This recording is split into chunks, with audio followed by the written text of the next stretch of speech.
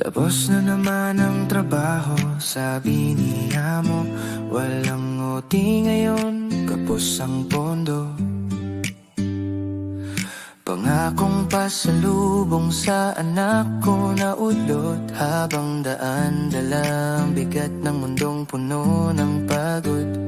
Sahod na di kasya, pangarap na pinipiga. Paano ba pagkakasyahin kung kulang talaga?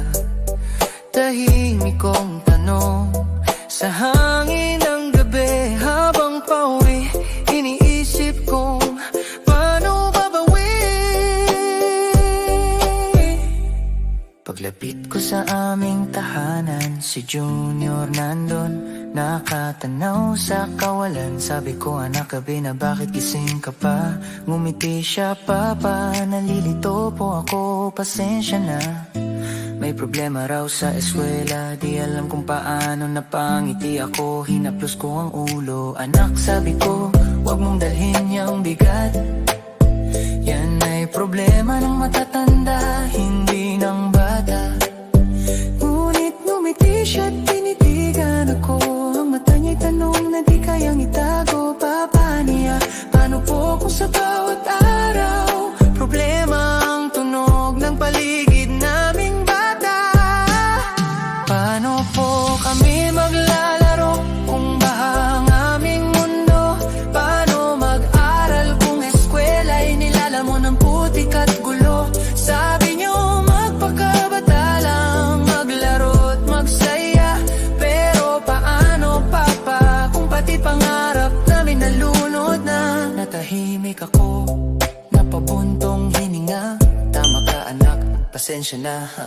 Mga problema naming matatanda, kayong mga bata ang apektado talaga. Umiti siya't sabi, papa, alam ko naman hindi niyo kasalanan, kayo'y nagsusumikap lang.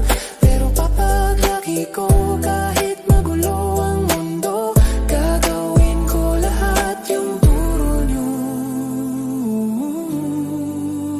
Baon ko kung di nagbago ang kalakaran, kung anak ng opisyal ang susunod na kapalit ng tatay niya.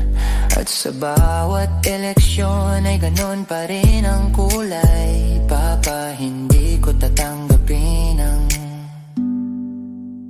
ganong bukas. Paglaki ko, kahit magulo pa, kurup man sila, di ko tutularan yan, papa. Gabing madilim, sisikatan ng bagong umaga. Dahil henerasyon namin magbabago ng kapalaran ng bansa. Ngumiti ako, napaluwa sa pag-asa. Hinaplos ang anak kong may pangarap na dalisay. Kung kami ang bukas, sabi niya, baka sakaling papa, may pag-asa pa ang umaga.